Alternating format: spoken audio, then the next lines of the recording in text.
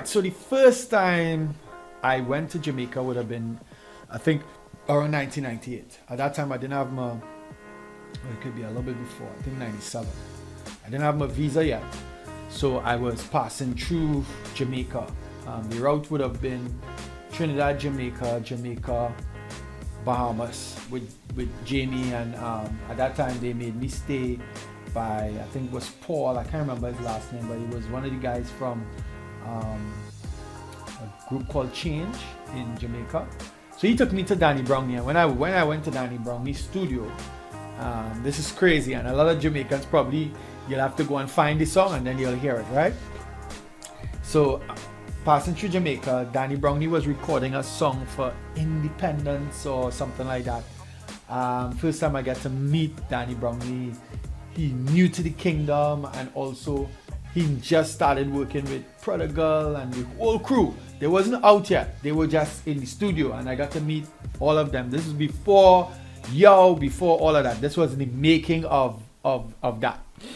And he said, yo, everybody's saying this is a little youth man from Trinidad bad and whatever. So Danny said, all right, go on this song.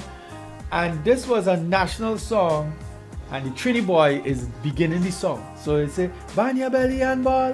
We don't like what I want at all. Ban your belly and ball. So the verse that says, man a fly like leaf out a tree, causing pain on them whole family. That's me. Yeah, Sherwin Gardner in the song. So I always say thanks to Danny Brownlee. Danny Brownlee is also somebody who took a real chance, because at that time dancehall was straightforward. Reggae straightforward, no loops, no gospel. And we came from Trinidad for Genesis, and we had this song called Praises Never Stop with a lot of progressions. And Danny said he heard it, let him hear it, and he's like, whoa, this have something. And he played the guitar, he followed the chords, he followed the progressions, and he allowed us to be ourselves. Now, as you can hear, most gospel dancehall or dancehall in general, when they do it live, there's progressions and all of that. You know, I get cussed from people for putting in progressions in dancehall, but I love Byron Cage. I loved a lot of gospel songs, like gospel music. Byron Cage, Fred Hammond, Kurt Franklin, people with progressions. Those are the type of stuff I grew up on, so I wanted to incorporate that within the music. So that's why you was hearing that heavy dancehall influence. So this song that I'm gonna do 2 years later, fast forward 2 years later, I went to Jamaica, met up with Catalyst, and they did the rhythm for this one. And it's an old song that I turned into reggae.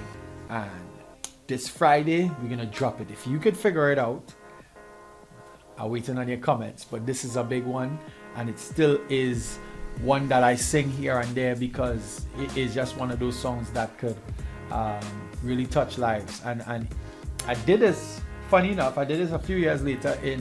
I went to prison ministry with Prodigal, and they always used to say, Trini, do talk, just sing.